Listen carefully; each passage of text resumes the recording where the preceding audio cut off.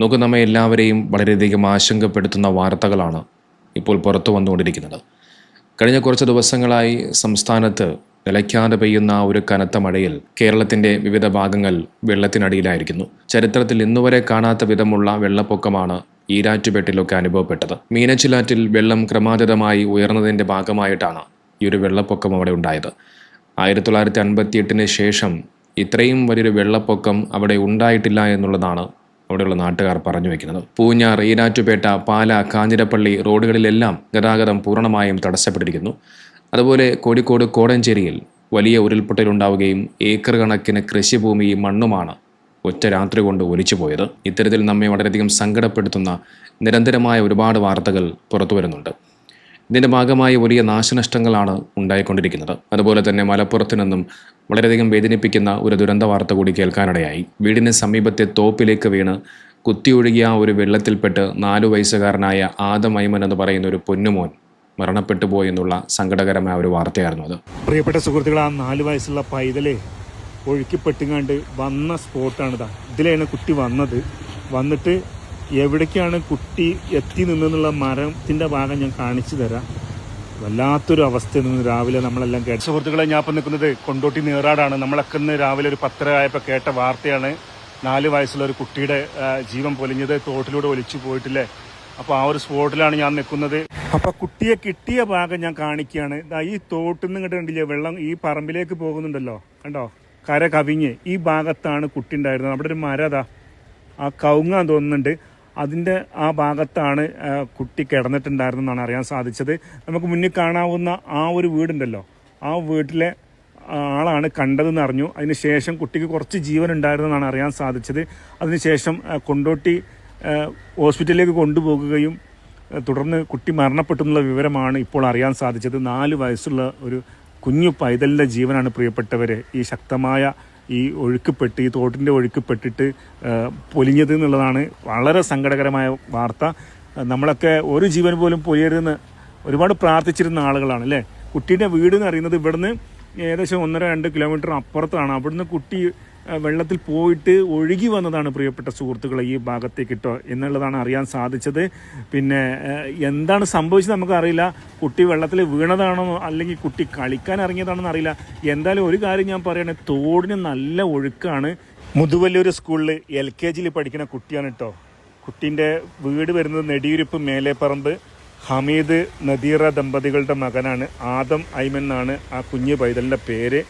ഏതായാലും വല്ലാത്തൊരു അവസ്ഥ ആയിപ്പോയില്ലേ. ആ കുഞ്ഞു പൈതലിൻ്റെ ജീവൻ പൊലിഞ്ഞെന്ന് കേൾക്കുമ്പോൾ ഇത്തരത്തിലുള്ള മരണങ്ങളൊന്നും റിപ്പോർട്ട് ചെയ്യരുതെന്ന് പ്രാർത്ഥിക്കുന്ന ആളുകളാണ് നമ്മളില്ലേ. എന്തായാലും ആ കുടുംബത്തിന് ഇത് താങ്ങാനുള്ള ശക്തി ഉണ്ടാവട്ടെ എന്ന് മാത്രമാണ് ഈ അവസരത്തിൽ നമുക്ക് പ്രാർത്ഥിക്കാനുള്ളത്. ഇനിയെങ്കിലും നമ്മളെ മക്കളെ എല്ലാവരും ശ്രദ്ധിക്കണം എന്ന് മാത്രം ഈ അവസാനം ആയിട്ട് ഞാൻ ഒരിക്കൽ കൂടി ഒരു മെസ്സേജായിട്ട് അറിയിക്കുകയാണ്.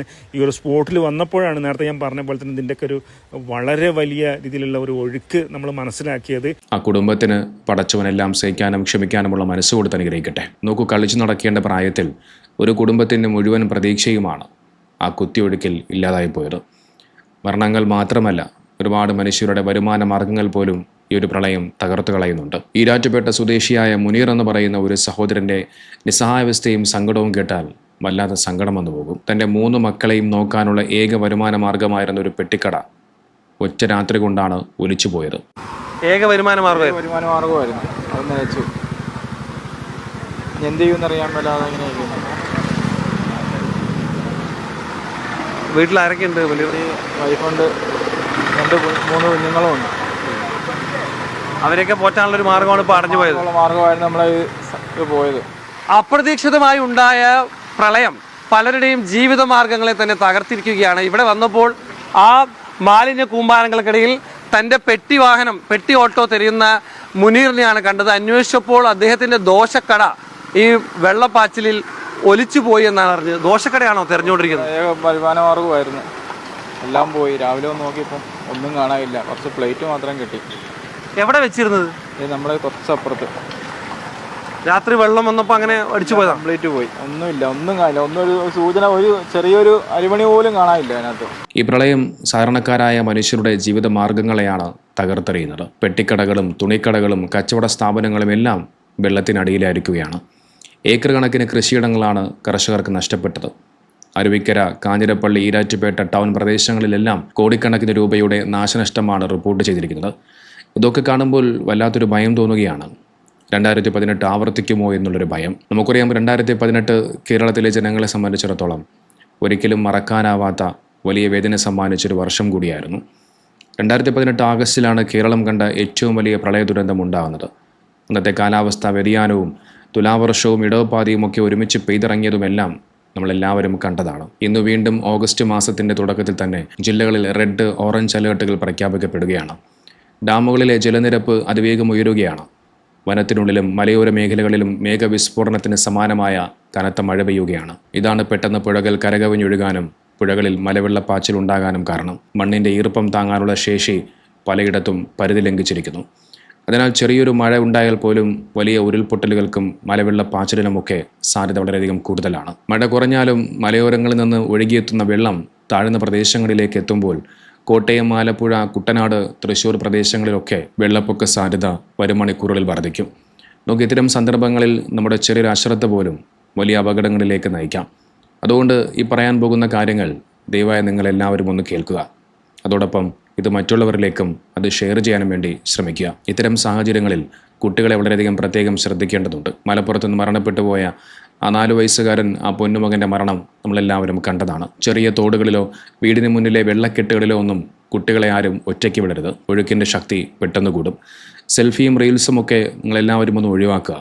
കരകവിഞ്ഞൊഴുകുന്ന പുഴകൾ, പാലങ്ങൾ, ഉരുൾപൊട്ടലുണ്ടാകുന്ന പ്രദേശങ്ങൾ എന്നിവിടങ്ങളിൽ പോയി റീൽസുകളോ സെൽഫികളോ ദയവായി എടുക്കുന്നത് പൂർണ്ണമായും ഒഴിവാക്കുക. പലരും ഫോട്ടോ എടുക്കുന്നതിനിടയിലാണ് അപകടത്തിൽപ്പെടുന്നത്. അതുപോലെ ഉരുൾപൊട്ടൽ സാധ്യതയുള്ള പ്രദേശങ്ങളിൽ നിന്നും എത്രയും വേഗം മാറുക. മലയോര മേഖലകളിൽ താമസിക്കുന്നവർ, വീടിന് പിൻവശത്ത് ചെങ്കുത്തായ കുന്നുകളോ മൺതിട്ടകളോ ഉള്ളവർ, മുൻപ് ഉരുൾപൊട്ടൽ ഉണ്ടായ സ്ഥലങ്ങളിൽ ഉള്ളവർ, ഇവരെല്ലാവരും ദുരന്ത നിവാരണ സേനയുടെ നിർദ്ദേശം കാത്തുനിൽക്കാതെ എത്രയും വേഗം സുരക്ഷിതമായ ക്യാമ്പുകളിലേക്കോ ബന്ധുക്കളുടെ വീടുകളിലേക്കോ എത്രയും വേഗം മാറുക. അതുപോലെ രാത്രി യാത്രകൾ പൂർണ്ണമായി ഒഴിവാക്കേണ്ടതുണ്ട്. മലയോര മേഖലകളിലൂടെയുള്ള, ഉദാഹരണത്തിന് വാഗമൺ, മൂന്നാർ, വയനാട് റോഡുകൾ എന്നിവിടങ്ങളിലൂടെയുള്ള രാത്രി യാത്രകൾ പൂർണ്ണമായും ഒഴിവാക്കുക. റോഡുകളിലേക്ക് പാറക്കൂട്ടങ്ങളോ മണ്ണോ ഇടിഞ്ഞു വീഴാൻ സാധ്യതയുണ്ട്.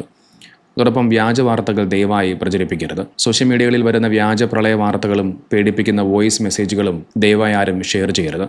സംസ്ഥാന ദുരന്ത നിവാരണ അതോറിറ്റിയുടെയും കളക്ടർമാരുടെയും ഔദ്യോഗിക അറിയിപ്പുകൾ മാത്രം നിങ്ങൾ വിശ്വസിക്കുക. അതോടൊപ്പം പ്രധാനമായിട്ടും എമർജൻസി കിറ്റുകൾ അത് തയ്യാറാക്കി വയ്ക്കുക. വെള്ളം കയറാൻ സാധ്യതയുള്ള താഴ്ന്ന പ്രദേശങ്ങളിലുള്ളവർ നിങ്ങളുടെ പ്രധാനപ്പെട്ട, ഉദാഹരണത്തിന് Aadhaar card, pan card, ration card എന്നിങ്ങനെയുള്ള പ്രധാനപ്പെട്ട രേഖകൾ, നിങ്ങളുടെ മരുന്നുകൾ, ടോർച്ച്, ഫോൺ ചാർജർ എന്നിവ ഒരു വാട്ടർ പ്രൂഫ് ബാഗിലാക്കി അത് തയ്യാറാക്കി വയ്ക്കുക. അതുകൊണ്ട് ഇത്തരം കാര്യങ്ങൾ എല്ലാവരും ശ്രദ്ധിക്കേണ്ടതുണ്ട്. 2018 മഹാപ്രളയത്തെയും 2019 ദുരന്തങ്ങളെയും കോവിഡിനെയും നമ്മൾ അതിജീവിച്ചത് നമ്മൾ ഒന്നിച്ചു നിന്നതുകൊണ്ടാണ്. ആ ഒത്തൊരുമയും ജാഗ്രതയും തന്നെയാണ് ഇപ്പോഴും നമുക്ക് ആവശ്യം. നിങ്ങളുടെ പ്രദേശങ്ങളിൽ വെള്ളം ഉയരുകയോ അല്ലെങ്കിൽ ഏതെങ്കിലും തരത്തിൽ എന്തെങ്കിലും അപകട സൂചനകൾ കാണുകയോ ചെയ്താൽ ഉടൻ തന്നെ പ്രധാനപ്പെട്ട അധികൃതരുമായി ബന്ധപ്പെടുക. നമുക്ക് ജാഗ്രതയോടെ ഇരിക്കാം, പാനിക്കാവാതെ സുരക്ഷിതരായിരിക്കാം. ഈ വിവരങ്ങൾ പരമാവധി എല്ലാവരും ആളുകളിലേക്ക് ഷെയർ ചെയ്യുക. നിങ്ങളുടെ ഒരു ഷെയർ ചിലപ്പോൾ ഒരു ജീവൻ രക്ഷിച്ചേക്കാം.